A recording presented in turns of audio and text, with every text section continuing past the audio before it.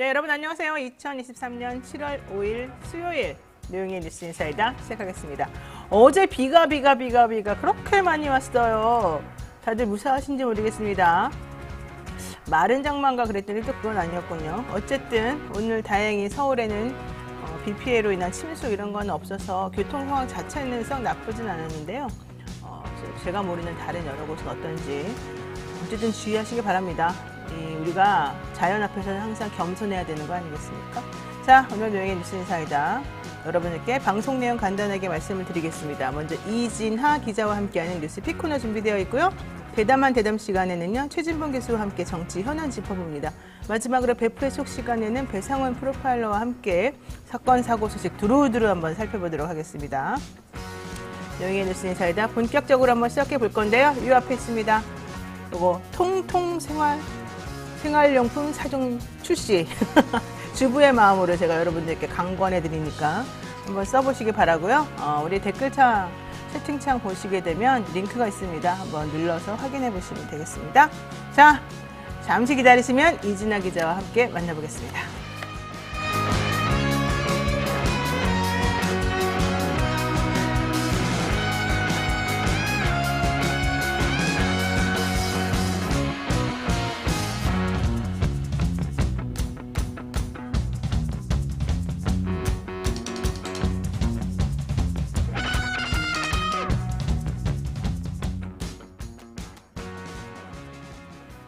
네, 바쁜 아침 이것만은 꼭 알아야 된다. 여러분들께 엄선해서 골라드리는 뉴스픽 시간이죠.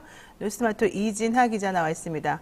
안녕하세요. 네, 안녕하세요. 네, 어제 또 중요한 이슈들이 많았군요. 네. 네. 어제 국제원자력기구 IAEA가 어제 오후 일본 정부 후쿠시마 제1원전 내 오염수 방류 계획을 검토한 종합 보고서를 발표했습니다.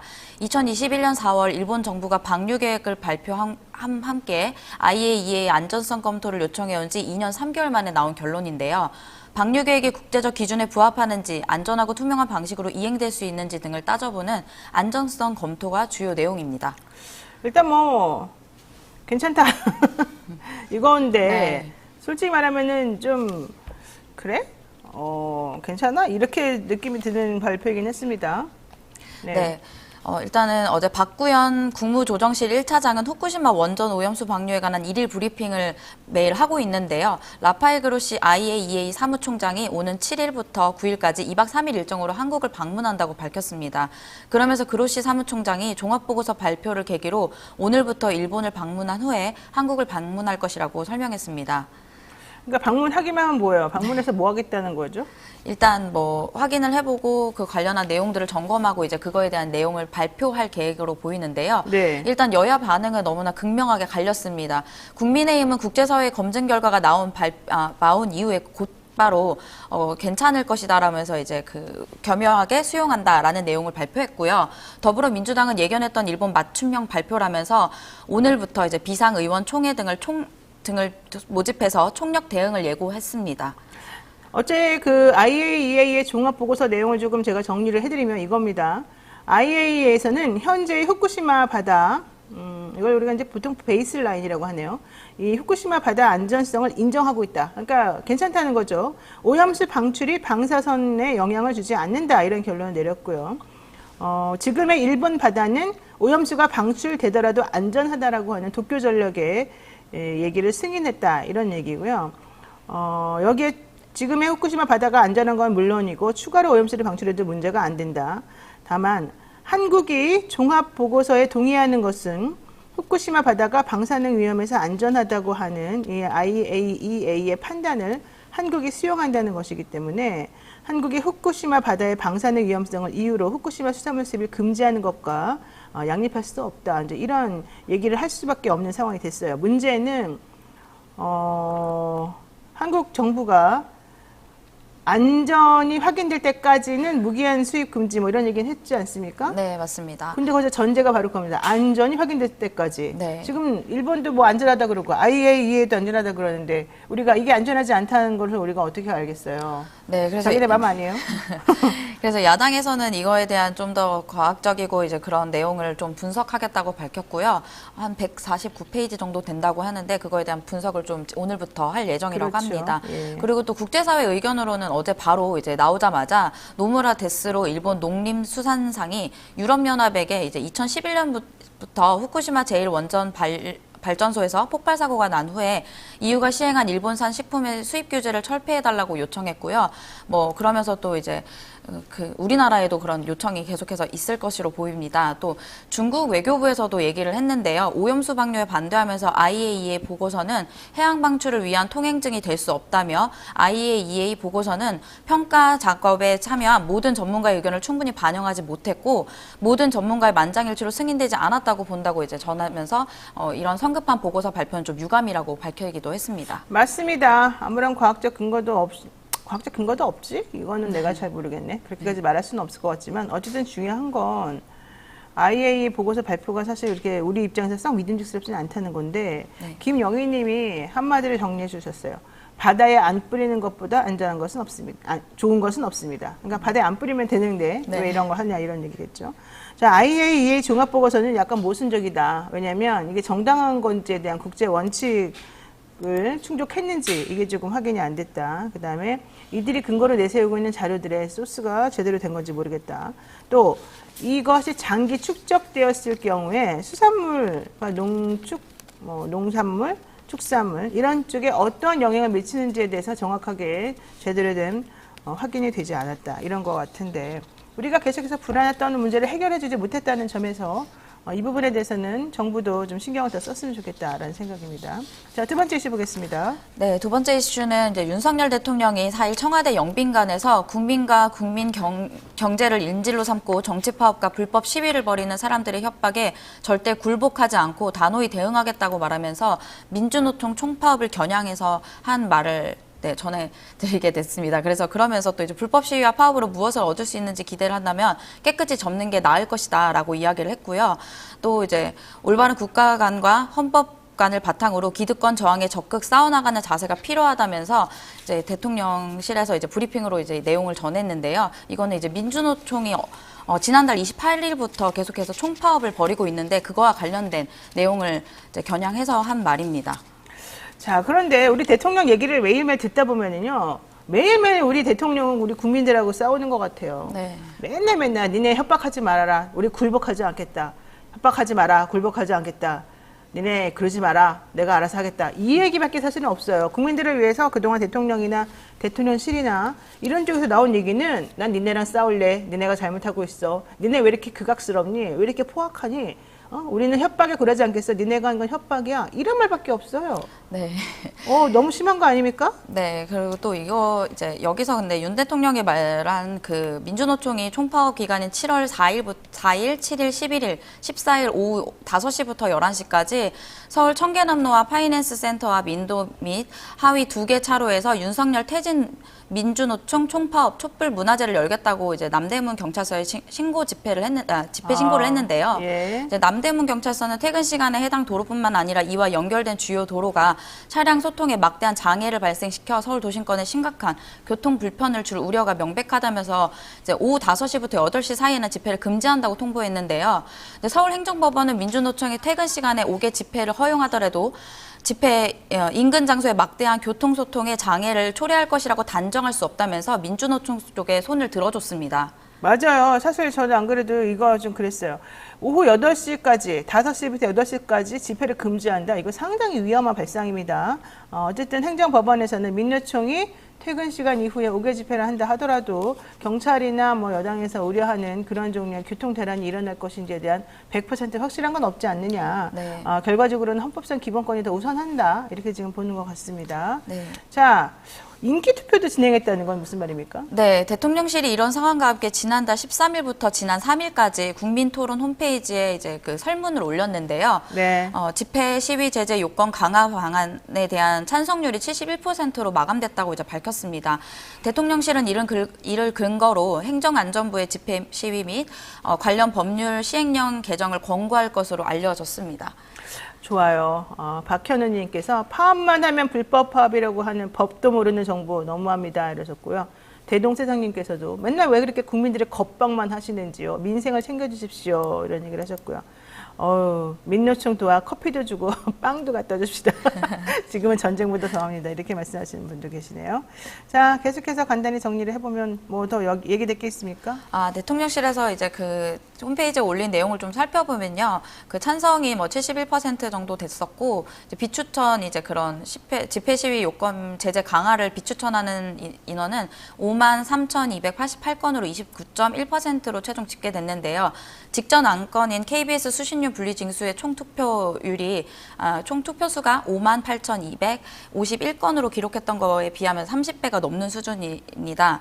이래서 이제 대통령실은 13만 건에 달하는 국민 의견을 분석하고 국민제안심사위원회의 결과를 보고하고 법 개정 사항을 담은 권고안을 마련하겠다는 입장을 이제 밝혔습니다. 그래서 이번 주에 내부 보고를 하고요. 다음 주에 아마 이르면 좀 공식 발표가 나올 예정입니다. 그러니까 대통령실에서 이 집시법 관련 혹은 집회 시위 제재와 관련해서 네. 강화하겠다, 너네들을 조금 통제하겠다, 하지 못하도록 하겠다, 이런 안을 내세웠는데 그 안에 찬성하는 사람이 얼마나 됐냐 이제 확인했다는 거잖아요. 네. 근데 이게 대통령 잘하고 있다. 그렇게 계속해서 집회 시위 제재 요건을 강화해야 된다. 이렇게 한 사람이 71%라는 겁니까? 네, 투표한 사람 수에서는 이제 그렇다고 하는데요. 네. 12만 건 정도가 되고 거의 13만 건에 달하고 있습니다. 그렇군요.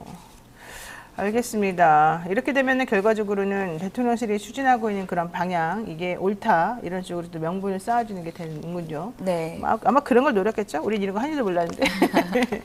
알겠습니다. 네, 여기까지 해야 될 것 같습니다. 이진아 기자 수고 많으셨습니다. 네, 감사합니다. 네, 생방송 댓글 참여 계속해 주시고요. 잠시 후 최진병 교수와 함께 오겠습니다.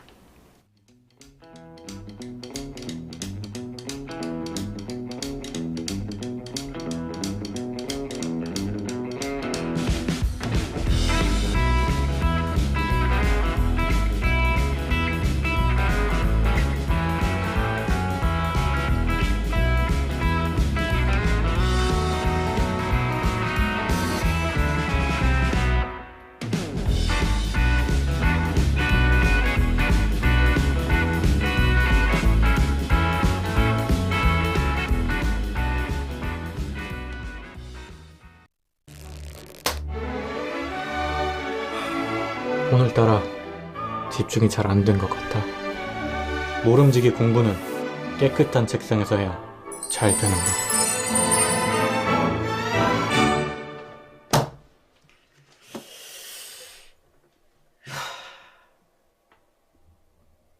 피곤한데 내일 할.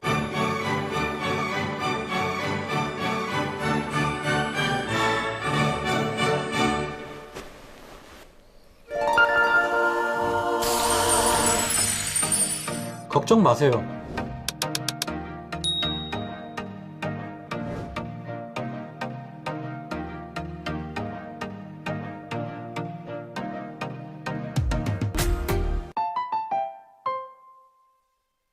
네, 우리 선전이 너무 재밌지 않습니까? 모름지게 공부는 깨끗한 책상에서 해야 된다. 책상 열심히 치워놓고 힘들어. 내일부터 하자. 이런 분들 많았는데 토마토 패스가 그런 걸 모두 다 없애준다는 겁니다. 재밌어요. 한번 해보시기 바라고요. 자, 여러분 지금 노영의 뉴스 인사대 함께하고 계시는데 하루도 조용할 날이 없는 이 정치권 상황 명쾌하게 해석해주는 바로 그분을 모셨습니다. 최진범 교수 어서 오십시오. 안녕하십니까. 예. 왜 오늘 표정이 좀 밝지 않네요? 표정이. 갑자기. 아침에 좀 안 좋은 일이 있으셨나요? 집에서? 아니 그냥 없습니다. 괜찮아요? 새벽부터 무슨 안 좋은 일 있어요. 그런 새벽에 집도 있어요. 나왔는데 그런 집도 있어요. 없습니다. 네, 새벽에 밥을 주네 안 주네 서로 싸우는 사람도 새벽에 있어요. 밥 안 먹습니다. 빵을 먹는다는. 네, 첫 번째 질문이 있습니다. 네. 방통위, 정말 이 네이버에 보수 매체 기사들이 인기가 없다. 진보 매체 기사들이 인기가 많더라. 니네 알고리즘 조작한 거 아니니? 이렇게 어떤 박모 국회의원이 한마디 하니까 방통위가 그런지 안 그런지 먼저 우리가 조사해 볼게. 이러면서 조사를 시작해요. 이런 일은 제가 알기로는 전무후무한데요. 그렇기도 하고 사실은 박성중 의원이 얘기한 것뿐만 아니에요. 보수 언론이 얘기한 거예요. 보수에서 한 자기들이 어디겠어요. 얘기 안 해도 다 알잖아요. 어떤 신문사인지. 그 신문사에서 뭐라고 얘기했냐면 자기들이 불리하니까 그런 거예요. 그러니까 저는 좀 이해가 안 되는 게 뭐냐면요. 지금 박성주 의원이 네이버 알고리즘을 얘기했지만 기본적으로 문제를 또 제기했던 데가 조선일보예요. 조선일보에서 뭐라고 제기했냐면 네. 그 언론사를 계열사별로 분리하고 피인용 지수가 반영하도록 알고리즘을 변경한 걸 조작이다 이렇게 주장을 해요. 네. 근데 이 사람들이 주장하면서 또 결과로 MBC가 상위권 원래 6위에서 4위로 올라갔다고 주장을 하고요. 조선일보는 2위였는데 6위로 내려갔다는 거예요. 이걸 근거로 제시를 하고 있는데 더 이게 단순한 논리로 이 논리로 따지면요. 말이 안 되는 게 한겨레 있잖아요. 한겨레는 원래 상위권에 있다가 10위로 떨어졌어요. 그러면 왜요? 한겨레도 조작된 거예요? 아니, 그러니까 그 알고리즘을 바꾼 이유가 뭐냐면 큰 언론사들이 계열사들이 너무 많잖아요. 조선일보가 조선일보 NS인가 뭐 이런 게 있어요. 그때 뭐 이상한 기사 쓴 거 기억나시는지 모르겠지만 그런 계열사들이 기사를 막 쏟아내요.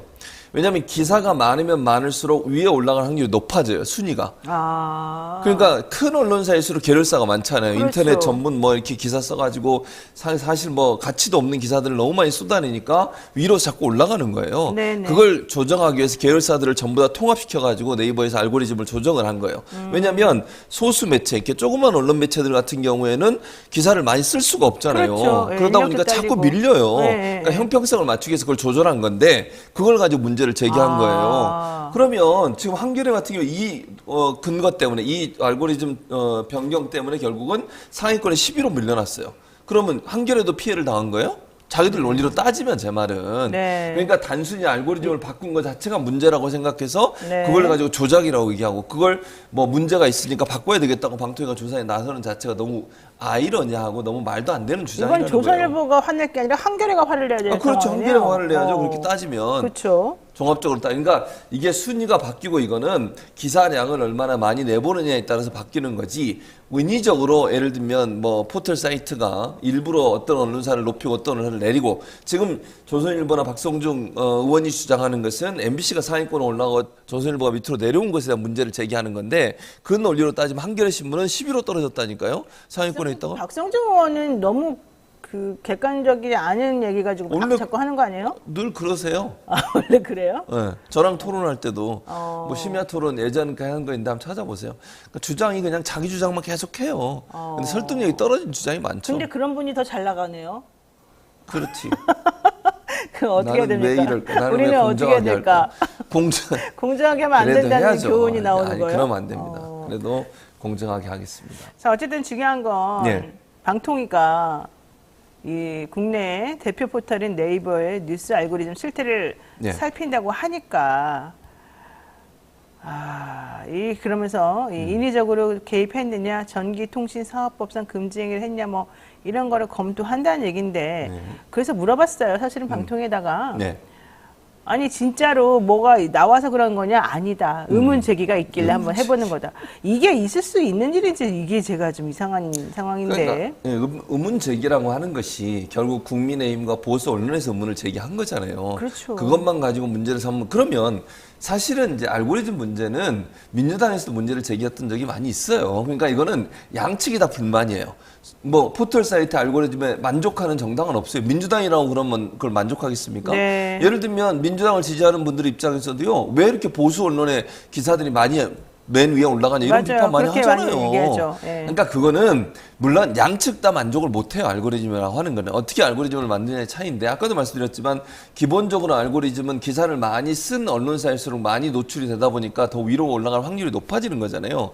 그걸 보정하기 위해서 일정 부분 계열사들을 하나로 묶어가지고 하나의 언론사로 보게 만드는 것. 뭐 조선일보가 조선일보 NS가 있는데 그걸 다른 언론사로 보게 되면 그 NS에서 올린 것과 조선일보 올린 게 함께 많이 올라갈 거 아니에요. 하나의 언론사로 묶게 되면 아무래도 올라가는 어느 정도 보정이 가능해지는 거니까 그런 점은 저는 뭐 긍정적으로 볼 수 있는 부분이라는 생각이 들어요. 그러면 소수 언론사들이나 아니면 소수 계층이나 아니면 우리 사회의 정말 저소득층을 대변하는 언론사들의 기사는 전혀 올라오지 않잖아요. 그러니까요. 그러니까 그런 부분들을 보정하는 게 필요하다고 보고 다만 정치적 이해관계가 얽혀 있는 부분에 대해서 어떤 그 보수든 진보든 그런 언론사의 기사가 올라가는 것에 대해서는 비판의 입장을 다 갖고 있기 때문에 이게 단순히 그냥 보수 언론에서 얘기한 것처럼 진보 진영을 위해서 뭐 포털 사이트가 이랬다 그렇게 보기는 어려워요. 그럴 리가 없잖아요. 네. 게다가 무슨 네이버가 그런 행동을 그럴 하겠어요? 가능성이 없죠. 그럴 거의. 가능성 자체가 사실은 하나도 없고요.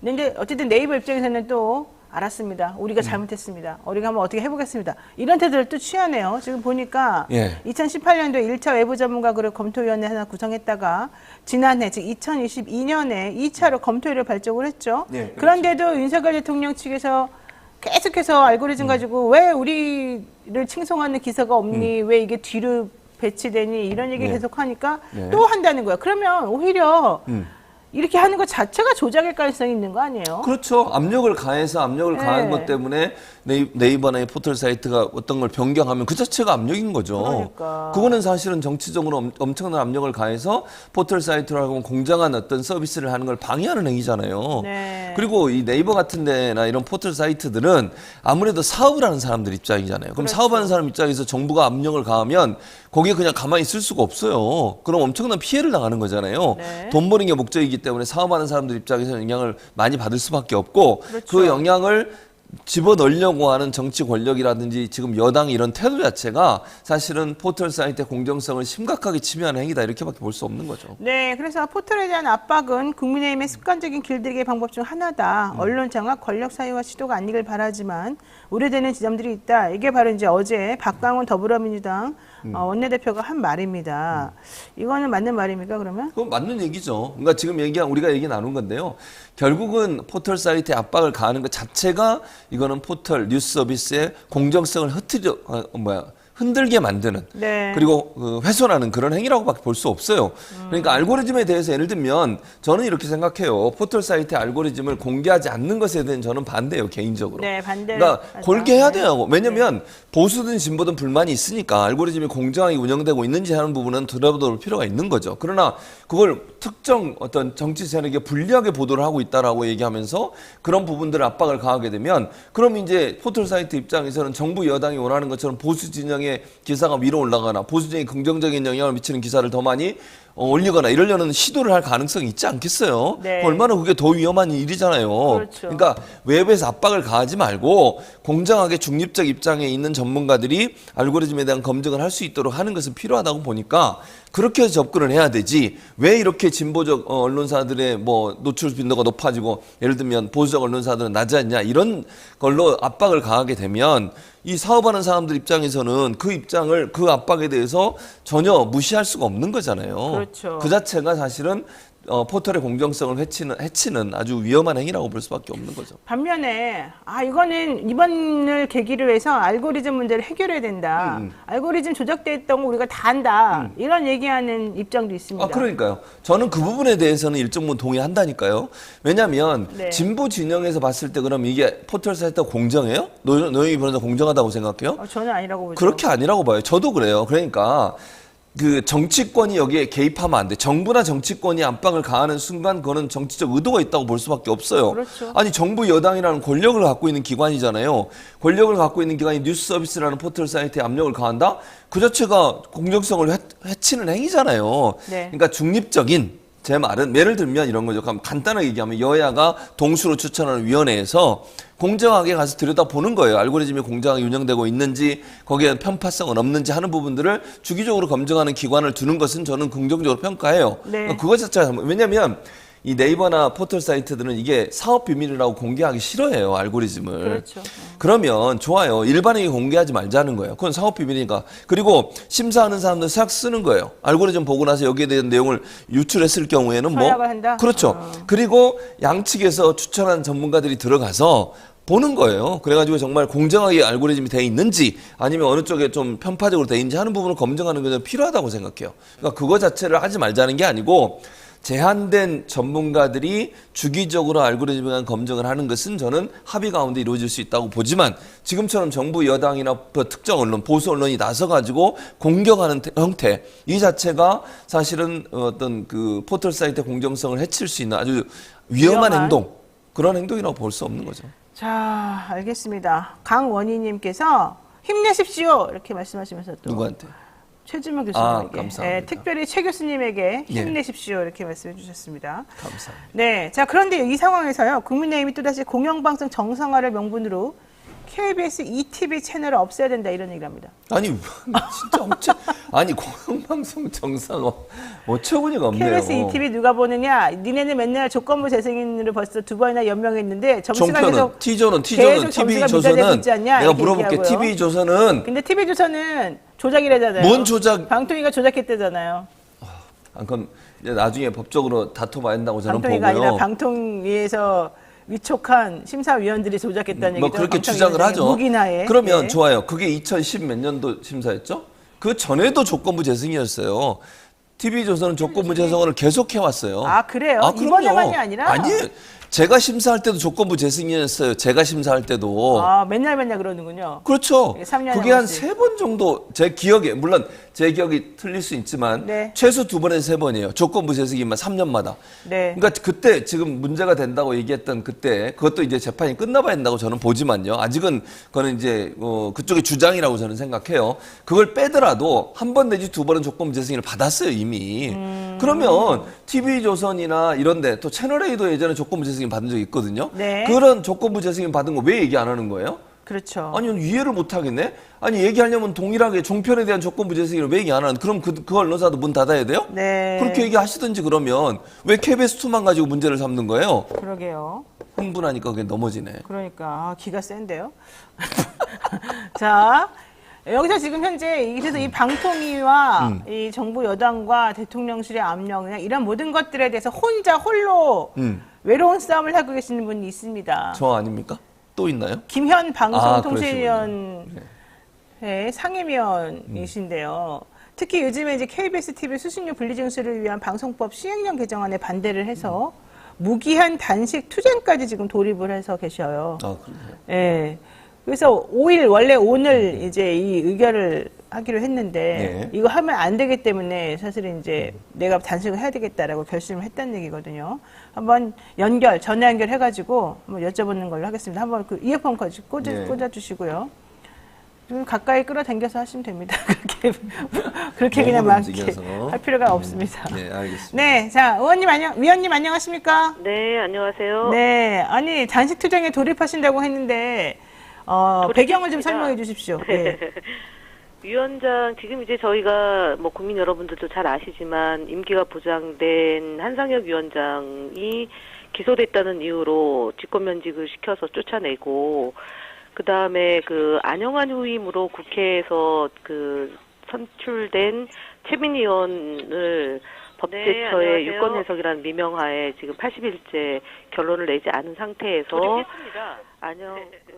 김효재, 위원장, 지금 이상희, 저희가 뭐 김현 이렇게 3인 체제를 해서 운영하고 있는데 이인이 인정하면 회의를 진행할 수 있다라는 그런 유권 해석을 가지고 지금 텔레비전 수신료 30년 동안 유지해왔던 법제 제도를 한 달 만에 지금 뒤엎고 있는 상황입니다. 그래서 절차를 제대로 지키지 않고 법률 검토 없이 지금 시행령 개정으로 잠깐만요. 소리가 지금 거의 안 들리는데. 아 그래요? 예, 이제 됐습니까? 예. 네네. 다시 말씀해 주세요. 어디서부터 죄송해요. 안 들렸어요? 처음부터? 김현 위원님 지금 방송을 좀 꺼주시든가 해야지 이게 소리가 바깥으로 같이 혼선이 안 되는 것 같아요. 여보세요? 네, 여보세요?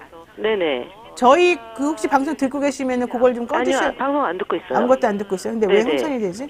어쨌든 그냥 죄송하지만 다시 한번 하게 된 배경을 좀 설명 그래요? 간단히 해주실까요? 예, 지금 저희가 방통위가 임기가 보장된 한상혁 위원장을 쫓아내고 그다음에 야권에서 추천한 최민희 의원을 임명하지 않은 상태에서 그렇죠. 예. 김효재 의원하고 대통령이 추천한 이상인 의원 2명의 그 찬성으로 지금 텔레비전 수신료가 분리징수. 예. 30년 동안 진행되었던 제도를 분리징수하겠다라고 지금 진행하고 있어서 국민들이 사실 지금 윤석열 정부에서 진행하는 것이 마치 2,500원을 안 내도 되는 것처럼 왜곡해서 지금 선전하고 있어서 그렇죠. 사실 그렇지 않다.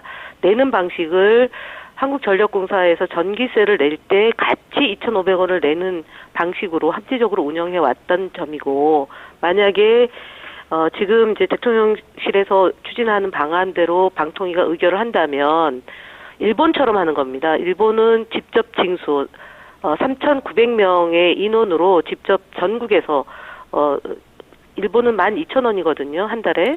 그 돈을 직접 징수하러 다니는데, 징수 비용이 전체 그 10%를 차지하고, 지금 현재 전력공사에서 통합징수라는 거는 6%밖에 수수료를 내지 않습니다. 그래서 이것도 상당히 문제가 있다는 건데, 여튼, 국민들께 제대로 이 정보가 전달돼야 되겠다는 생각을 가지고 지금 단식을 하고 있는 겁니다.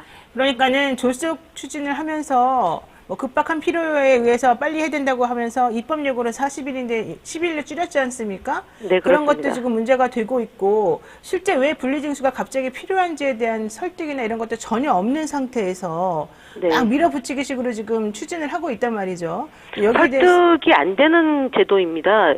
왜 그러냐면 네. 1994년도 김영삼 정부에서 통합징수를 할 때 그리고 지금까지 방통위의 기본 입장은 가장 합리적인 방식이다. 돈을 어차피 2,500원 매달 내야 되는 게 법으로 명시가 돼 있지 않습니까? 텔레비전 방송을 수신하기 위해서는 소지한자가 2,500원을 내게 돼 있고 그걸 가지고 공영방송의 재원을 마련해서 방송사를 운영하라라는 게 방송법에 명시돼 있기 때문에 그거를 국민들에게 공론화시키면 당연히 지금 방식이 가장 효율적이라는 결론이 나기 때문에 네네. 그 공론화 과정을 생략한 채 일방적으로 밀어붙인다. 네. 곧 청와대를 용산으로 옮길 때랑 마찬가지입니다.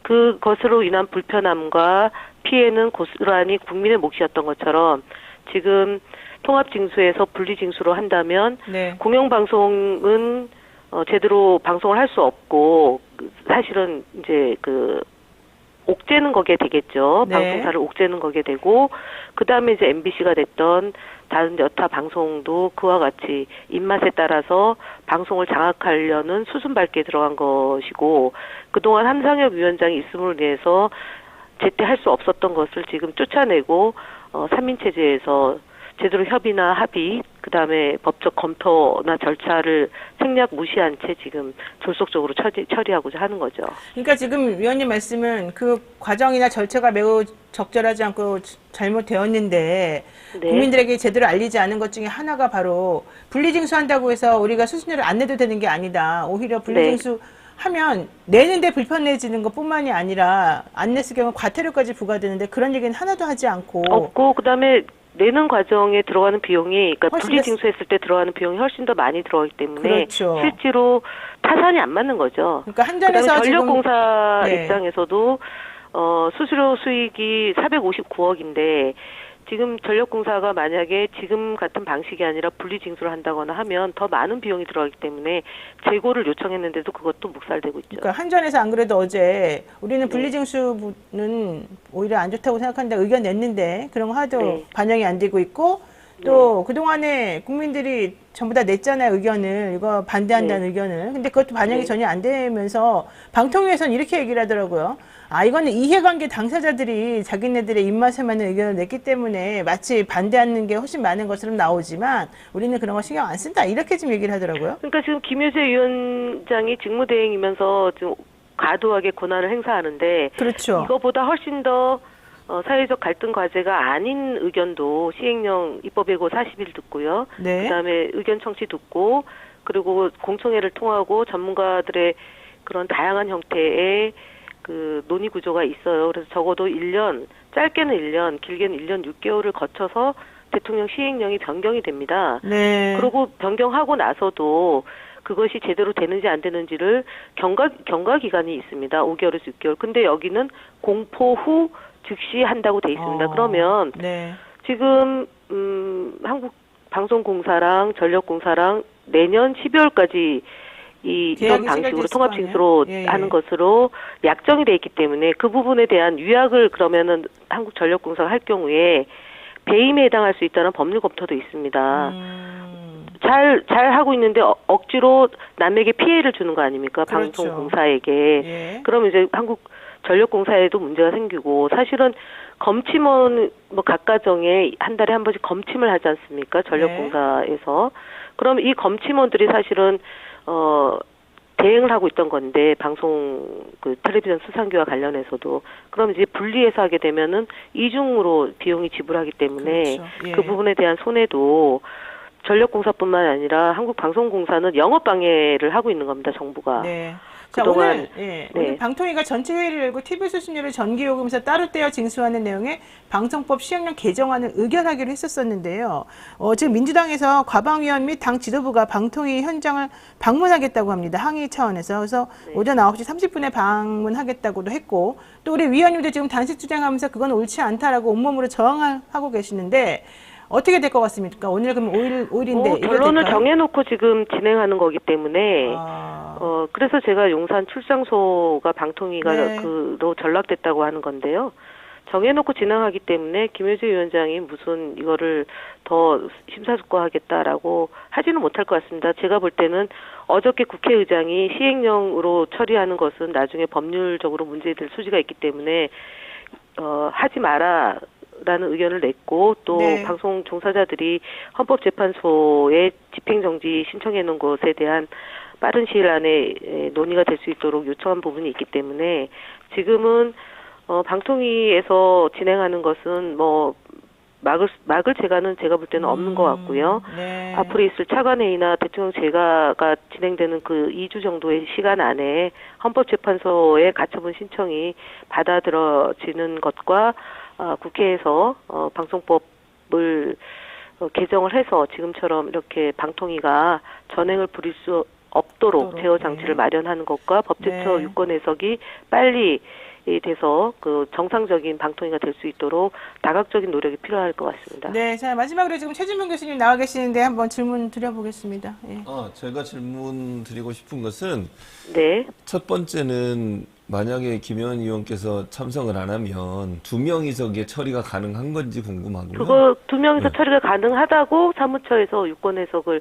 지금 하고 있는데, 근데 법률 검토를 거치진 않았습니다. 저는 법률 검토를 거치면은 사실 이 결정은 무용지물이 될 거라고 봅니다. 이후에. 그러니까 저도 그렇게 생각하고 두 번째는 이제 사무처에 우리 김현 의원께서 여러 가지 요청한 자료들을 제공하지 말라라고 김효재 지금 대행이 얘기했다 이렇게 말씀하셨는데 그것도 사실입니까? 그렇죠. 회의 중간에도 보고를 못하도록 막았고 그 다음에 최초에 이게 규제개혁심의위원회를 개최를 해야 되고요. 방송통신위원회 안에 있는 방송통신심의규제위원회도 있고요. 국무조정실에 있는 규제개혁위원회를 거쳐야 되고 행정절차법이나 행정규제기본법에 따라서 진행을 해야 되는데 그렇게 진행하지 않는 것에 대해서 문제제기를 했는데 그 부분도 필요 없다. 그냥 지금대로 해라. 그 본인이 지시하고 본인이 하지 말라는 것을 사무처한테 강요를 하고 있는 거죠. 알겠습니다. 네, 오늘 말씀 감사드리고요. 어쨌든 무기한 단식이라는 게 좀 마음에 걸리네요. 좀 모쪼록 잘 해결돼서 빨리 단식에서 나오시기 바라겠습니다. 오늘 말씀 고맙습니다. 감사합니다. 네. 네, 지금까지 김현 방통위 위원과 이야기를 나눠봤는데요. 최진봉 교수님하고 계속해서 이야기 나누도록 하겠습니다. 이렇게 무기한 단식 투쟁한다고 해도 여당이나 이 방통위에서 꿈쩍을 안 하면 진짜 어떻게 될지 난감합니다. 그렇죠. 현재로서는 뭐 물리적으로 막을 수 있는 방법이 없어요. 그러니까 할 수 없으니까 지금 단식이라도 하는 거잖아요. 그렇죠. 마지막 방법으로. 예. 그러니까 뭐 반대하고 뭐 토의 더하자고 하고 그러면 다 무시해버리고 그냥 자기들 마음대로 하는 거잖아요. 네. 그러니까 얼마나 이게 무도합니까? 합의제 기구로 만드는 방통위의 원래 목적 자체를 완전히 무시하는 행동이에요. 네. 왜 그럼 야당에게 2개 차관 자리를 거기에 뒀겠어요? 예전에 문재인 정부 때는 이런 식으로 하지 않았습니다. 합의를 이끌어내려고 했고 최대한 뭐 표결에 가지 않고 합의를 통해 이루어지려고 노력을 했어요. 네. 그래도 안 됐을 때 표결하는 거야 뭐 불가피한 면이 없지 않겠지만 지금처럼 5명 중에 2명이 빠져서 3명이서 운영하고 있는데 2명이서 알아서 마음대로 한다? 그게 의결 정족수가 되는 겁니까 대체? 안 맞죠. 이거 내가 봤을 때 네. 지금 정부는 어떨지 모르겠지만 네. 분명히 법의 심판을 받을 때 네. 문제가 된다고 그러니까요. 생각합니다. 5명이 위원인데 2명이서 앉아서 회의를 하고 말이 안 되잖아요. 3명은 최소한 그러니까요. 합의 나와야 의결 정족수가 안 된다고 되거든요. 봐요, 저는. 우리가 대법원이나 헌법재판소도 의결 정족수 안 맞으면은 사실은 그 심의 자체를 안 하고 계속 되거든요. 기다리거든요. 그 네. 정족수 채울 때까지. 근데 지금 2명이서 앉아서 자기들끼리 마음대로 하는 거잖아요. 그러니까 이게 말이 이거는 되냐고요. 절차 위반이어서 분명히 문제가 그러니까요. 생길 저는 것 같아요. 이런 행동을 하는 것이 얼마나 네. 무도한 정부인가 하는 걸 보여주는 아주 대표적인 사례라고 생각합니다. 맞습니다. 자, 그리고 좀 전에 보세요.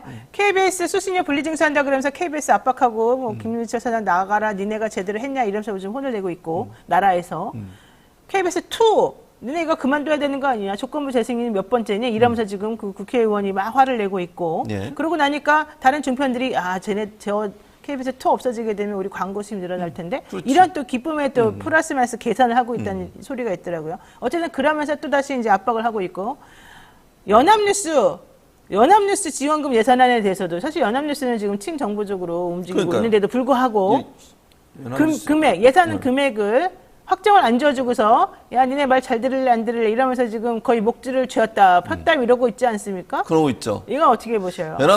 연합뉴스에서 제가 이재명 당시 대선 후보 지지했다고 저를 배제시키고 지금까지 배제를 시키고 있어요. 출연을 안 시키고 있어요.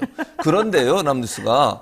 근데 뭘 내가 어처구니 없이 이거 보면서 그러니까 네. 연합뉴스가 네. 무슨 야당 편드는 것도 아니고요. 아시잖아요, 연합뉴스가 어떻게 보도하는지.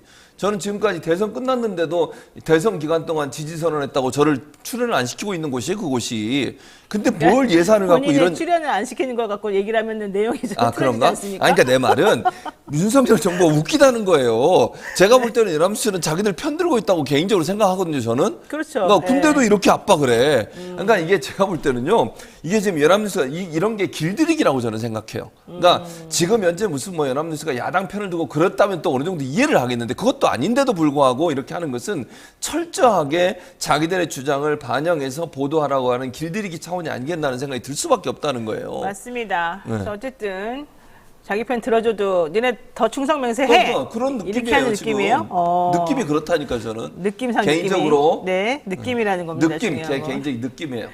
TBS 망가져. 연합뉴스 이제 이렇게 돼. 네. KBS도 돈줄을 그러니까 지금 보세요. TBS는 서울시에서 돈줄을 재가지고 지금 이번에 보니까요. 이번에 그 서울시장은 오세훈 시장은 추경을 편성을 했어요. 근데 서울시 의회 국민의힘 의원들이 반대해가지고 그게 또 뭐 없어져 버렸어. 오세훈 시장도 특이하지 않습니까? 자기가 망가뜨려놓고 이상하긴 해. 그래서 웃기잖아. 그래서 네. 지금 돈줄을 재죠. 그리고 네. 이제 KBS 원 지금 네. 말씀하신 수신료 분리증서에서 네이버 괴롭히죠 또. 그렇죠. 네이버 그러죠. 다음도 연합뉴스까지. 다음도 댓글 바뀌었잖아요. 그러니까 모든 걸 돈으로 압박을 하는 거야. 법적으로 그렇게 하면 문제가 되니까 이제 돈을 가지고 지원금을 끊어가지고 어떻게든지 그냥 복종하게 만들고 자기들한테 충성하게 만들려는 의도가 있다고 저는 개인적으로 생각을 하는데요. 네. 제 판단으로 봐서는 그런 행동을 하는 것은 정말 방송의 공정성을 완전히 훼손하는 그 못된 행위죠. 그러니까 다음 포털 댓글 저는 그 정책도 보고 깜짝 놀랐는데 모든 언론이나 이런 쪽에 지금 난리가 났습니다. 허성철님께서 역시 돈 왕입니다. 자, 거의 다 정리를 좀 그래요? 해봐야 되는데 하나만 좀 해보겠습니다. 김건희 여사 관련 언론의 보도 얘기를 안 할 수가 없는데요. 지난 엑스포 유치를 위해서 대통령 부부가 프랑스를 방문할 당시에 네. 김 여사가 직접 만들었다고 알려진 부산 엑스포 키링 그리고 우리나라 믹스커피 소개하는 부스 부산 다방 이게 있었어요. 그러면서 본인이 K컬처 영업사원이다 이런 얘기까지 지금 대통령 부인께서 한 말이 있었거든요. 네. 그리고 이 김건희 여사가 이제 그 베트남 옷인가요? 그 네. 전통 의상을 맞아요. 입으니까 뭐 영화 배우보다 훨씬 예쁘다 뭐 이런 얘기까지 지금 계속 언론에 도배가 되던데 이거는 뭐 어떻게 평가를 해야 됩니까? 아니 K 영업사원 뭐 K컬처 영업사원에서 성과 낸 거 있으세요? 대체 뭐가 있으시죠? 그러니까 거기 가서 그냥 사진 찍고 본인이 옷 입고 그 사진 찍고 뭐 언론은 또 그걸 예쁘다고 얘기하고 이런 게 영업사원인가요? 영업사원은 발로 뛰는 거예요. 그럼 성과를 내시든지 가서 뭐 계약을 새로 해왔습니까? 아니 넷플릭스 사장 만나서도 이미 원래 계약된 건 아니지. 1년 동안 했던 예산보다 늘어나지도 않았어요. 그거 가지고 새로운 뭔가를 한 것처럼 자꾸 얘기하시고 본인 홍보 아닙니까? 아니 사진을 보면 제가 모르겠어요. 정말 영업사원이라고 하면 땀 뻘뻘 흘리면서 뭔가 성과를 내가지고 그 성과를 자랑하고 이래야 되는 거잖아요. 네. 그냥 본인 가서 사진 찍으신 거예요. 아니 부산다방 거기다 만들어 놓고 거기 사진 찍고 이게 뭐예요? 영업사원이에요? 뭔 영업사원인데요 대체? 아니 영업사원이라고 하면요 정말 보이지 않는 곳에 땀 흘리면서 국가를 위해서 뭔가 성과를 내고 이런 일을 해야 되는 거예요. 본인 가서 그냥 사진 찍고 기념 촬영하고 이러고 온 것을 영업사원이라고 얘기하는 게 말이 되겠습니까? 그거 보고 사람들이 안 살 거 사요? 믹스 커피를 안 먹을 거 먹냐고. 네네. 일단 알겠습니다. 화를 네. 내지 마시고 화가 나네요. 요것도 하나 여쭤볼게요. 예. 가방꼬리가 있어요. 부산 예. 이즈 레디. 예. 그다음에 강릉에 이걸 이제 무료로 배포했다. 그다음에 강릉 방문해서 쓰레기 줍기 했다. 해산물 시식했다. 이런 것도 계속해서 보도를 하고 있어요. 그러니까 그 뉴스를 보면은요, 내가 하고 싶은 말이 이거예요. 대통령은 화내는 것만 계속 뉴스가 보도가 돼요. 국민들한테 너네 그러지 마. 내가 가만 안 둘 거야. 막 혼내주는 거. 근데 김 여사는 이렇게 그냥 되게 뭐 여성스럽다 그래야 되나, 뭔가 좀 소프트하다 그래야 되나, 이런 모습이 연일 보다면서 거의 칭송하는 분위기밖에 이제 안 나오거든요. 이게 지금 일부러 그러는 겁니까? 어떻게 되는 겁니까? 그러니까 이거는 대통령실은 제2부속실이 없잖아요. 그러면 대통령 홍보실 함께 하는 거잖아요, 결국은. 그러니까 대통령과 대통령 부인을 함께 홍보를 하는 건데, 홍보의 내용을 보면 대통령 부인이 훨씬 더 많이 부각이 되는 부분이 있어요. 그 대통령 홍보실에 올려놓은 그 사진 보세요, 사진. 대통령실에서 올려놓은 사진 보면 김건희 여사 혼자서 찍은 사진도 엄청나게 많아요. 네. 혼자 찍은 사진을 왜 올리는 거죠, 거기다가? 아니, 그리고 본인이 선출된 권력은 아니잖아요. 대통령이 네. 선출된 권력이고 본인은 그냥 그 선출된 권력을 도와주는 입장에서 서 있는 거예요. 네. 주가 누가 돼야 돼? 윤석열 대통령이 돼야 되잖아요. 그런데 대통령 홍보성 사진을 보면 대통령의 모습보다는 김건희 여사의 모습이 더 화려하게 또는 뭐 부각되게 또는 긍정적인 이미지를 만들어내도록 그렇게 해요. 그럼 홍보팀을 운영하는 주체가 누구냐는 비판이 나올 수밖에 없는 거잖아요. 제2부속실이 있다면 거기서 하겠지만 그게 아니라 대통령실의 홍보는 한 팀에서 하는 거야. 그러면 제2부속실이 없으니까 대통령 부인 것도 거기서 하는 거잖아요. 네. 실제로 그럼 대통령 홍보실에서 하는 역할이 김건희 여사 홍보입니까? 아니, 대통령과 김건희 여사의 홍보 비율을 보면 최소 50대 50이에요. 그보다 많을 수도 있고 제가 정확히 숫자를 세보지 않았으니까. 네. 그러면 일반적으로 보면 최소 9대 1은 돼야 되는 거 아니겠습니까? 대통령이 중심이 돼야지 왜 대통령 부인 중심이 되는 거예요, 대체? 언론은 그걸 가지고 또 받아가지고 너무 뭐 예쁘다 어쩌다. 아니, 뭐 하시는 거예요? 전문성에 대해서 제대로 일하는지에 대해서 검증하고 비판하는 입장에서 하는 게 언론의 역할이지. 네. 대통령 부인이 뭐 예쁘다 아니면 좋은 옷을 입었다 뭐 어떤 일을 했다 이런 거 홍보하려고 있는 거 아니잖아요. 그러니까요. 자, 어쨌든 지금 전체적으로 이 언론계에서 일어나고 있는 일들이 조금 납득이 안 가는 부분들이 많아서 우리가 한번 짚어봤습니다. 네, 최진명 성공회대 교수님과 여기까지 정리해야 될 것 같습니다. 오늘 말씀 고맙습니다. 감사합니다. 네, 잠시 기다려주시면 베프의 촉으로 돌아오겠습니다.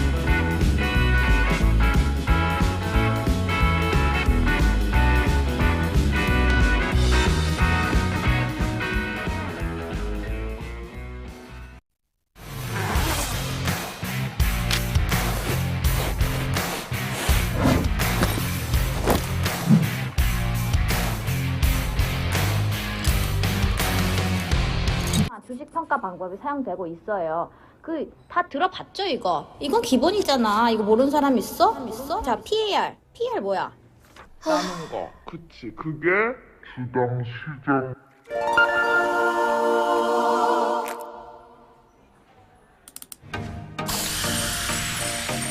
걱정 마세요.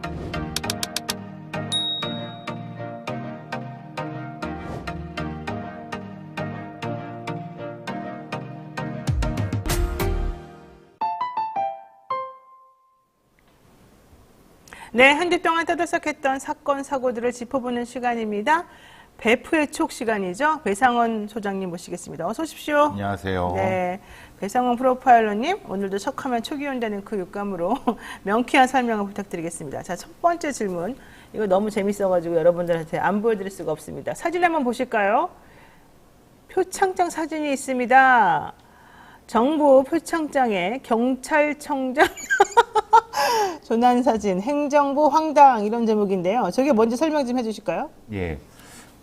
경찰기관이든 뭐 정부기관이든 네. 주는 그 표창장, 그러니까 상장에는 서식이 있습니다. 네. 서식을 바꿀 때는 반드시 윗기관에, 상부기관에 보고를 해야 되는데 잘 보시면 아시겠지만 이거는 경찰청장 윤익은 하고 경찰청장의 기관의 장에 도장이 찍혔는데 도장이 찍히는 자리에 본인의 그 상반신 사진이 있는 거예요. 그래서 도장이 잘 안 보이시죠? 네. 윤희근, 윤희자 보이고 근자 그게 그 경찰청장의 직인이 없고 그 위에 저 사진이 있지 않습니까?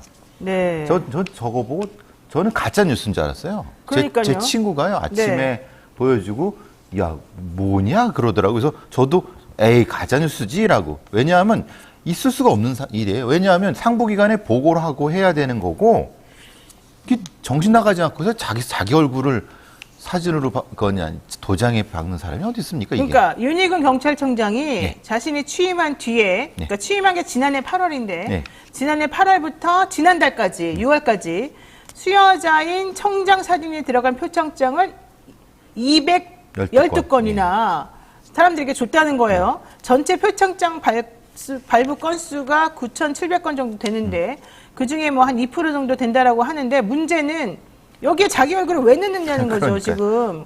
저 도대체 이해를 못하는 게다가 거죠. 윤 총장이 2015년도에 경찰서장 할 때도 이렇게 자기 얼굴 넣어가지고 줬다면서요? 네. 이분은 왜 자기 얼굴 이렇게 좋아하나요? 왜 이러죠? 글쎄 말이야. 이게 나르시시즘이 있는 건지 자기의 장애가 있는 건지 성격 장애가 있는 건지 와, 너무 항상 황당스러운데 행안부 의정관실에서도 이게 무슨 황당하고 당혹스러운 상황이냐. 사진을 넣어도 된다는 자체성은 대체 어디서 나온 거냐. 이런 얘기를 지금 하고 있으면서. 그냥 그 경찰서장 단위에서는 가끔 그런 일이 있습니다. 그래요? 예, 서장 단위에서는 이렇게 뭐 왜냐하면 경찰청장이라고 하는 국가 전체 기관에서의 것은 뭐 있을 수가 없는 일이기 때문에 생각을 못 했는데 경찰서장은 일종의 표창장 말고 이렇게 일종의 주민들과의 친근함이라든가 직원들의 친근함 때문에 그런 걸 하는 경우는 가끔 있는데 이제 그게 설마 청장이 돼서도 그 이 짓을 할지는 몰랐죠. 예. 청장을 해서도 이 짓을 할지 그러니까요. 몰랐다고요? 깜짝 놀랐죠. 이게 이게 무슨 일인 건지. 아니 근데 이런 거를 청장이 지시를 하더라도 안 됩니다. 이렇게 해야 되는 게 일반적인 안 돼. 것 같은데. 그러니까 절대 그게 아니라 밑에는 아부하는 사람들밖에 없다는 거죠. 와. 근데 이게 더 큰 문제는 뭐냐면 경찰청에는 발간실이라는 게 따로 있습니다. 발간실이요? 발간하는 부서가. 아. 그러니까 왜냐면 이건 이제 보안부서입니다. 보안부서. 그러니까 우리가 생각하는 회사에서 아무나 뭐 책자 찍고 이렇게 생각하시는데 아닙니다. 이건 경찰처럼 국가의 기본적인 네. 보안 사정기관 중에 하나입니다. 이제 기본적인 축 중에 하나이기 때문에 어떤 문서가 나가도 그게 뭐 쉽게 나가는 게 아닙니다. 그리고 그렇죠. 그거는 모두 보고 체계가 있는 거예요. 네. 보고 체계를 가지고 했다는 것은 첫 번째, 보고 체계를 무시했다. 아니면은 보고 체계를 넘어섰다. 이게 보고 체계를 해도 대통령실에서는 아니면 행안부에서는 그냥 뭐 넘어갔다. 이 몇 가지 중에 하나입니다. 이게 그냥 넘어갈 일이 아닌 거예요. 아니 전혀 이해가 안 가는 게 이 표창을 받은 사람들은 무슨 봉변입니까? 얼마나 싫겠습니까? 솔직히 말해가지고 그 표창을 받은 것 자체가 싫을 수 있을 것 근데 같은데. 이제 받았다고 하는 그냥 그렇다고 해서 넘어가지만은 국가의 중요한 어떤 네. 이 문서가 네. 문서에 자기 얼굴을 넣는다는 건 그럼 규정을 바꾸든가 아니면은 위에 보고라든가 제가 보기에는 대통령실이라든가 행안부 쪽에서 이거 몰랐어요? 말이 안 되는 건데. 안 되죠. 모르면 안 되는 거죠. 네, 모를 수가 없잖아요. 근데 여기서 이제 뭐 행안부 의정관실도 본인들도 황당하다고 하면 그럼 패싱했다는 거죠. 아, 대통령실에서 묵인하는 성태로 패싱했다고 하는 것이 맞을 거고 네. 그 이유는 뒤에 할 이슈와 저 연결됩니다. 아니 근데 여기 보면 이런 얘기도 있어요. 경찰 내부에서 낯부끄러운 충성 경쟁이라는 목소리가 나오는데 예, 당연히 나올 수밖에 한 없죠. 경찰관은 그동안에 각종 경찰 기념품에 청장 사진이 들어간 걸 보고 과하다는 생각을 했는데 이렇게 말한단 말이에요. 얘기는 이전에도 계속 이 얼굴이 들어있었다는 근데 얘기잖아요. 기념품은 애교죠. 기념품의 키링 뭐 아까 뭐 키링 말씀하셨는데 네. 그런 거 그냥 애교로 넘어갈 정도는 되지만 그건 그냥 그거 기념품이지 않습니까? 아니 무슨 사기업도 아니고 무슨 경찰청장 얼굴을 박아놓으면서 그게 무슨 애교예요. 아니 그 물건이니까 이건 사든 말든 상관이 없는 거니까 안 사도 되는 거니까. 근데 이거 표창장은 그게 아니죠. 와. 이거는 국가의 중요한 문서죠. 네네. 그리고 이 문서는 그 받는 사람이 대대손손 기념해야 될 거지 않습니까? 그리고 이건 개인의 것이 아니라 이건 어떤 특정한 의미를 가지고 있는 건데 거기에 이렇게 된다니까 이거는 진짜 너무 내부에서 줄을 대려고 하는 것이 눈에 보이는 것이 아니야. 그리고 누군가는 적어도 감사관실이라든가 이런 게를 좀 말을 했어야 된다. 이건 좀 과하십니다라고 했어야 되는데 전혀 그게 안 먹혔다는 거고 이걸 지금 1년 넘게 대놓고 했는데도 지금 아무도 문제 제기 안 했다는 거잖아요. 네. 그럼 분명히 이거는 대통령실의 사정 어떤 기능은 어디 갔다는 겁니까, 지금 이게? 이게 당신들 이게 문제가 있어요라고 해야 되는데 왜 경찰의 이 부분 그럼 이제 제가 아까 뒤에 할 네, 이슈와 뒤에 얘기가 뭐예요? 연결진 네. 거죠. 네. 왜냐하면 지금 이제 경찰의 뭐 과잉 진압이든 아니면 공격적 진압이든 그것과 연결되는 이제 뒤에 이제 프랑스 얘기하고 그러면서 이제 흔히 말하는 특수부대 수준의 진압부대가 조직되면서 그것을 우대해주는 과정에서 경찰을 우쭈쭈 해줄 수밖에 없는 상황이 전 세계적으로 벌어지고 있는 상황이라는 겁니다. 아, 그래요? 예. 그 얘기를 잠깐 뒤에 하려고 한 거죠. 예. 네, 연결되는 수 있습니다. 예. 어쨌든 지금 이거는 도를 넘었다고 안 말할 수가 없는 상황입니다. 왜 자기 얼굴을 이렇게 박아가지고 우리들한테 보내주는지 이해가 안 가지만 어쨌든 이거는 진짜 제가 보기에는 징계도 물론 징계할 수 있는지 없는지 모르겠습니다만 아니 국가문서를 함부로 했으면 훼손한 그렇죠. 거예요. 당연하죠. 이거는. 솔직히 규정이 자기 없는 얼굴 거잖아요. 집어넣어가지고. 예, 규정이 없는 예. 거잖아요. 예. 참, 어쨌든 자기애가 너무 충만하다. 무슨 나르시시즘이냐. 이런 얘기가 지금 여기저기 무슨 연예인병 걸렸나요? 뭐 이런 얘기도 좀 하시고. 뭐 정치하시려나 보죠. 뭐. 그러니까 총선용이냐는 얘기도 나와요. 그런 얼굴 얘기도 알려가지고 나오는데, 예. 뭐 해보려고 그러는 거냐. 뭐 지금 대통령실에서 제일 좋아라 하시는 분 아닙니까?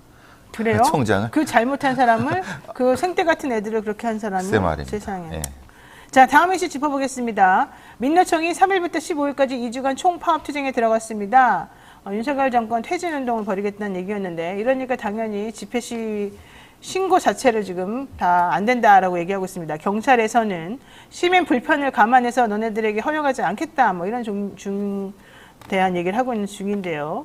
이렇게 되면 경찰이 과잉 진압, 폭력 진압 이런 걸 좀 하게 될 가능성도 좀 있다 이렇게 생각이 들기도 하고요. 그렇죠. 지금 이게 굉장히 중요한 건 아까 말씀드린 건 현장 경찰은 어떻게 보면 중립적입니다. 그런데 문제는 위에서 말하자면 청장이나 아니면 서울청장이나 하는 경비부대의 장이 어떤 신호, 시그널을 주게 되면은 과격해질 수밖에 없습니다. 그렇죠. 그러니까 진압의 수준이 그러니까 지금 인원을 둘 쓸 거를 네 쓰고 네 쓸 거 다섯 쓸 수밖에 없는 거예요. 그러면은 이 대열 간격이 좁아집니다. 네. 좁아지면 물리적 충돌이 생길 수밖에 없는 거고 분명히 법원에서는 민주노총의 퇴근길 광화문 집회를 허용했습니다. 네. 그러면은 법원의 판결, 법을 따라야 되잖아요. 네. 근데 이제 문제는 그것을 이 시위 진압의 그 상부의 몇 마디가 사실 현장에서는 물리적 충돌로 생길 수밖에 없는 상황입니다. 그러니까 그것을 조심하려고 아주 조심 있게 접근해야 되는데 지금 이제 그 이 경찰 지휘부나 이런 사람들이 그냥 일종의 진압, 물리적 진압을 통해서 한 어떤 것을 아까 표창장을 준다, 상장을 준다 이렇게 하면서 뭐 이제 북돋게 되면은 현장은 진짜 아수라장이 됩니다. 아, 이걸 또 북돋는군요. 표창장 준다 그러면서. 예를 들면 이게 법을 정확히 지켜라라고 해버리면은 네. 그러니까 물론 법을 지켜야 되겠죠. 그러면 여기 민노총에서 허용한 집회 일부를 보호해주라고 하는 법을 지켜야 되는데 그것이 아니라 이제 밀어붙이게 되는 상황이 되는 거죠. 그러면 이제 물리적 충돌이 생길 수밖에 없는 거죠.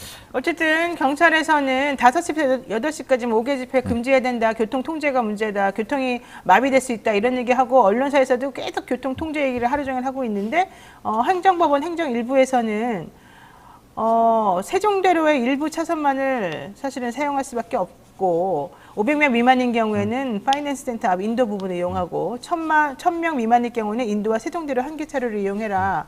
그렇기 때문에 전체적으로 왕복 8차선 도로는 그렇게까지 큰 혼잡은 없을 것이다. 이제 이런 이유로 여태까지도 이렇게 해왔습니다. 허용을 해줬습니다. 예. 그래서 예.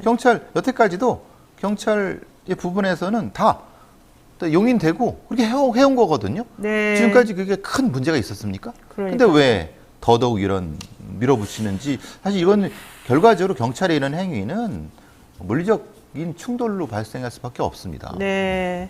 자, 어쨌든 대통령실의 행동 좀 특이합니다. 이해가 안 되는 부분도 많은데 이것도 있습니다. 대통령실에서는요, 국민 참여 토론의 결과다 이러면서 행안부의 집회 및 시위에 관한 법률 시행령 개정을 권고할 것으로 알려졌다. 즉 강하게 얘네들이 시위할 때 좀 못하게 해라. 뭐 이제 이런 얘기 같아요. 그러면서 인기 투표식으로 이거 찬성하냐 아니냐, 이게 좋냐 안 좋냐 이렇게 물어봤어요.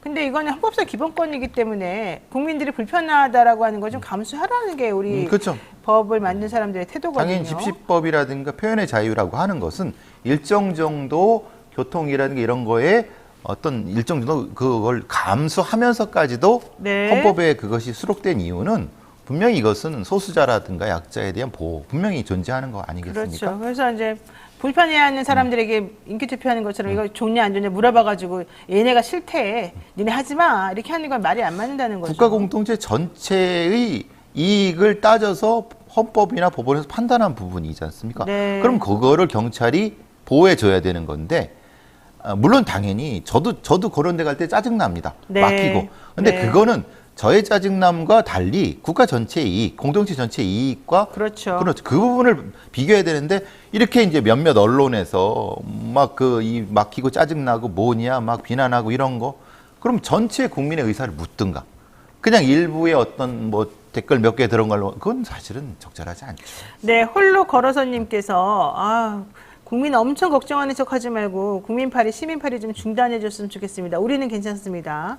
이런 말씀도 해주셨는데요. 자, 한편 윤석열 대통령은요, 어제 국민과 국민 경제를 인질로 삼고 정치 파업과 불법 시위를 벌이는 사람들의 협박에 절대 굴복하지 않고 단호히 대응하겠다. 이렇게 또 세게 말했어요.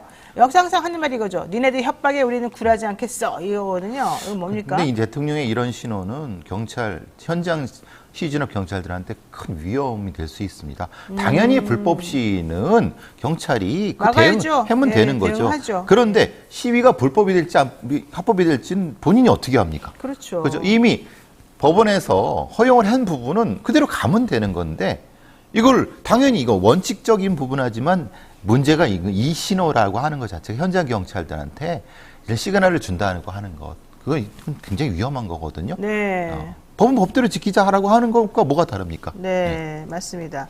자, 프랑스 얘기도 한번 해볼게요. 지난 3월에 연금개혁 반대 시위로 프랑스가 진통을 겪었는데 3개월 만에 또다시 대규모 시위가 지금 벌어지고 있습니다. 무슨 일일까요? 이게 사실은 경찰의 특수부대화와 연결이 되는 거고, 특히 이제 다민족 국가에서의 이런 거를 복지 정책이라든가 이런 형태의 이 치안 정책을 일종의 진압 정책으로 대체하는 상태에서 나타나는 부분이거든요. 뭐 사건 자체는 그렇습니다. 지난 27일 날 파리 인근 교회에서 알제리 출신의 17세 소년 니엘이라고 하는 니엘이라고 하는 소년이 경찰의 총격을 받아 사망했는데 경찰이 거짓말을 했어요. 뭐냐면 소년이 어떤 무엇인가를 액션을 했기 때문에 우리들이 어쩔 수 없이 쐈다라고 하는데, 실제로 CCTV를 보니까 그게 아니라 경찰이 사살을 한 거거든요. 그러니까 사실 왜요? 그러니까 여기서 문제가 되는 게 이거죠. 미국에서도 이제 인종 프로파일링이 된다고 하는 게, 어떤 운전하고 가는 사람을 불신 검문을 할 때 백인들은 안 잡고 주로 흑인들이라든가 유색인종을 잡는 게 이제 미국에서 인종 프로파일링을, 경찰의 인종 프로파일링을 하지 말라고 하는데, 사실은 프랑스에서도 비슷한 일이 나타나는 겁니다. 근데 프랑스에서 왜 이런 일이 나타나냐면, 프랑스의 일부 경찰들이 실제로는 이게 경찰이라고 해야 되나 아니면 치위진압 특수부대라고 해야 되나라고 하는 특정한 지역에서 경찰은 아닌데 군부대 특수부대 같은 시위진압, 그러니까 검문 병력이죠. 그런 형태를 하는데 당연히 이런 사람들은 과격하게 할 수밖에 없습니다. 왜냐하면 그렇게 하라고 지침이 내려오기 때문에. 그러니까 니엘이라고 하는 이 청년이 운전을 하고 갔던 거예요. 근데 교통법규를 위반했다 그러면서 차를 세웠어요, 경찰이. 근데 이 학생은 아랍계 외모로, 알제리에서 알제리에서 왔으니까 이제 그 외모가 백인, 본인들이 원하는 그 백인이 아니었나 보죠. 그렇죠. 그러니까 너 시위대 아니냐, 너 잘못한 거 아니냐, 너 문제 아니냐 이러면서 그 사람을 쐈다는 거예요, 총으로. 사살을 했죠. 그리고 이제 죽었어요. 이게 있을 수 있는 일이냐. 만약에 그 사람이 백인 남성이었다면 과연 운전석을 향해서 총을 쏘겠느냐. 거기다가 경찰이 거짓말을 했죠. 게다가 경찰이 얘가 먼저 도발해서 우리가 어쩔 수 없었다라고 그렇게 거짓말한 거, 이제 사람들이 뭐라 그러니까. 이게 프랑스의 현 인권과 관련된 상황이다. 그렇죠. 왜냐하면 결국은 프랑스가 똘레랑스라고 하는 관용주의로 인해서 어떤 다민족, 다인종 국가의 모범이 된다고 하지만 실제로는 그렇지 않더라. 결국은 백인들의 중심으로 어떤 경찰력과 치안력을 중심으로 다민족 국가를 가장하는 것이 아니냐라고 하는 것 때문에 프랑스의 여러 특히 이제 소수민족을 중심으로 해서 분노가 결국은 폭발한 것이 아니냐. 그러니까 2005년도에도 역시 프랑스 폭동이 있어났고 2005년도에 특히 런던 폭동 동시에 진행됐지만은 그것의 재판이 아니냐. 그동안 프랑스에서도 이 다민족 국가에 대한 다양한 정책을 하겠다고 했지만은 결국 나은 것은 경찰의 특수부대화, 경찰의 강경 진압 일변도가 결국은 이것에 유발된 것이 아니냐. 이게 결국은 지금 이 10대 소년의 죽음 자체가 문제가 아니라 프랑스 내부의 인종, 종교 갈등이 터진 것이 아닐까라고 하는 얘기가 되는 바로 그 얘기입니다. 자, 프랑스에서는요, 경찰이 기자에게도 총부리를 겨눴어요. 이 사람이 시위대로 착각했다 뭐 이런 변명이었는데. 기자가 유색인종이었죠. 튀르키예 출신 그렇죠. 기자였죠. 터키 출신의. 자, 이런 식으로 지금 문제가 되는 게 너무 많은데 공공기관의 권리 침해를 감시하는 권리보호관이 확인한 보고서가 있습니다. 지난 2017년에 흑인 또는 아랍인으로 보이는 젊은 남성이 경찰에게 신분 확인을 요구받을 가능성이 다른 사람들보다 20배가 높다.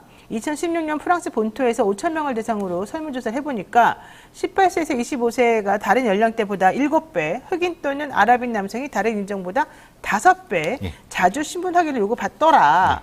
이건 무슨 말입니까? 그러니까 미국에서도 역시 흑인들, 네. 아시아계가 이런 취급을 받죠. 그러니까 프랑스, 그러니까 톨레랑스의 기본, 다인종 국가의 표준이라고 할 수 있는 그 나라도 역시 별로 다른 게 없더라. 그러니까 이게 누구 때문이냐? 결국은 네. 프랑스 경찰이나 치안 당국의 강경 일변도, 이것이 어떤 같은 공존을 하는 것이 아니라 백인 중심의 어떤 정책이 은연중에 나타나는 것이 아니냐라고 하는 거죠. 거기에 결국은 이 강경 진압이라고 하는 것이 나타난 거고, 그럼 니엘이라고 하는 사람이 죽음이 된 거고, 그 부분이 결국은 우리가 봐야 될 핵심적인 부분이 아닐까라고 하는 겁니다. 그래서 플레밍 교수라는 사람은 알자지라 방송에서 이런 말을 했습니다. 프랑스 경찰에 희생당한 사람이 대부분 흑인 또는 아랍인이다. 그런데도 당국이 이를 무시하고 있다. 그 이전에. 그러니까 이 사건 이전. 그러니까 이 사건 이전 얘기죠. 그렇죠. 그러면서 국가가 저지르는 폭력을 부인하는 익숙한 순환을 넘어서서 체계적인 인종차별을 솔직히 인정하고 차별과 편견을 해소해야 된다. 이런 이건 얘기했고요. 프랑스 내부의 사회학과 아프리카를 전공하는 지식인들의 입장입니다. 얘기. 예. 또 미국에 있는 크리스탈 마리 플레밍 교수라는 분도 나일의 죽음은 마크롱 대통령의 말 맞다나 설명할 수 없는 일이 아니라 체계적인 인종차별의 결과다. 이렇게 말했는데 그렇죠. 우리나라도 문제지만 참 외국도 문제이고. 제가 그래서 말씀드린 게 왜 우리나라의 경찰을 이 정권에서 우쭈쭈 해주느냐. 그런 겁니다. 미국의 그 멤피스에는 스콜피온이라는 부대가 있습니다. 네. 경찰 진압 특수부대입니다. 그건 그냥 백인들을 중심으로 해서 거리에 풀어놓습니다. 네. 그러니까 그냥 눈에 보이면 다 잡아들이라는 거예요. 왜냐? 멤피스가 굉장히 살인율이 높았는데 그거를 빌미로 해갖고 싹 다 잡아들이는 거고, 네. 그걸 중심으로 이제 미국의 주요 도시의 경찰들이 특수부대화가 된다는 겁니다. 그러니까 그게 이제 일반적으로 우리가 말하는 미국 경찰의 어떤 CSI 같은 그런 모습이 아니라, 과학수사 이런 모습이 아니라 그냥 거리에서 몽둥이를 들고 지키는 그 모습. 지금 같은 경우도 이 문제가 된 게 브라보엠이라고 하는 프랑스 경찰 특수부대가 문제가 됐거든요. 네. 이거는 이제 사실 68혁명 때 레볼티제르라고 하는 특수부대의 다른 모습입니다. 그러니까 어떤 사회적인 질서를 이 사람들이 좀 잡으려고 할 때는 경찰이 특수부대가 됩니다. 근데 사실은 이 질서라고 하는 것이 누구의 질서냐? 기득권의 질서라는 겁니다. 그게 결국은 지금 프랑스에서 니엘의 죽음이라고 하는 것 자체가 가져온 것은 네. 특정한 사회에서 어떤 그 특정한 소수자의 권리를 옹호하려고 할 때 나타나는 경찰의 이런 특수부대화가 굉장히 위험한 수준에 왔다라고 하는 것의 반증이 아니냐, 그 얘기를 하고 싶었던 근데 거죠. 지금 배상원 프로파일러가 하고 싶은 말은 우리나라도 지금 이런 식으로 위험하게 공권력이 강화되는 형식으로 가면 안 된다. 이거죠? 건폭이라든가 이런 거 하려고 해서 그 사람들한테 저거 주니까 어떤 일이 벌어났습니까? 그냥 쇠몽둥이 푸들러 갖고 진압하지 않습니까? 그러니까요. 지금 사실은 우리가 좀 우려스럽게 생각하는 게 정당한 본인의 헌법상 기본권을 행사하려고 하는 사람들을 전부 다 협박하는 협박범으로 몰고 폭력범으로 몰고 대통령이 딱 그런 말 해주니까 경찰들이 우리 이제 집회 시위에서 관용하지 않겠어?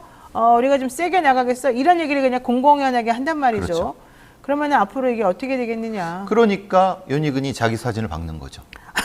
왜냐하면 사실 대통령이 좋아하라는데 당연히 선을 넘는 거 아닙니까? 누가 윤희근을 지금 제어하겠습니까? 똑같은 일이 벌어지는 겁니다. 프랑스 경찰이 왜 이게 특수부대가 되고 미국 경찰이 왜 이렇게 특수부대처럼 지들이 기고만장을 하느냐? 똑같은 현상이 벌어지는 겁니다. 그러니까 국가 공권력을 사적이 특정한 집단의 이익으로 바꿔버리면 결과는 뻔합니다. 네. 거리는 피투성이가 될 수밖에 없습니다. 그렇죠. 젠마님께서 최고 지도자의 비상식적인 삶을 무시하면 그 결과로 늘 약자들의 삶이 위태로워집니다. 이렇게 예, 정확한 표현이십니다. 예. 그렇군요. 알겠습니다. 네, 오늘 말씀 여기까지 정리해서 드려야 될 것 같은데 우리나라뿐만 아니라 세계 곳곳이 지금 난리인 것 같은데 그럼에도 불구하고 국가는 나아가야 된다는 거죠. 우리가 도로 후퇴하면 안 된다는 거죠. 지금 인권이나 민주주의를 여기까지 우리가 좀 향상시키고 발전시키기 위해서 얼마나 많은 노력과 희생이 여기 들어 있었습니까? 그런데 갑자기 또 어느 순간 한 20, 30년 뒤로 후퇴하는 이런 모습을 우리가 보게 될 줄은 사실은 몰랐다. 이런 얘기들을 많이 합니다. 제발 이런 일이 다시는 발생하지 않으면 좋겠고요. 프랑스 사례가 참 반면교사 삼아야 될 그런 부분이 아닌가 생각이 듭니다. 네, 여기까지 배상원 프로파일러와 함께 하겠습니다. 오늘 말씀 고맙습니다. 네, 노영희 뉴스인사이다 오늘 여기까지 했습니다. 좋아요, 구독 꼭 눌러주시고요. 마지막으로 뉴스인사이다를 먹여 살릴 통통생활 광고 잠깐 하겠습니다. 주방세제, 섬유유연제, 일회용 수세미 등 4종인데요. 이게 되게 세척력도 좋고 향도 좋습니다. 그리고 피부에 자극이 없고 상당히 부드럽습니다. 여러분 안심하고 쓰실 수 있는 그런 제품들만 저희가 골라서 품질을 최우선으로 해서 여러분들께 알려드리는 거니까요. 혹시 집에서 쓰실 일 있으시면은 한번 통통생활용품 이 클릭 한번 해보셔가지고 4종 세트 한번 구매해 주시기 바라겠습니다. 7월에 구매하시게 되면 구매 고객 이벤트도 있습니다. 여러분들 여기까지 말씀드리고요. 저희는 또 내일 신장식 변호사 김필선 변호사와 함께 이슈 3합으로 돌아오겠습니다. 고맙습니다.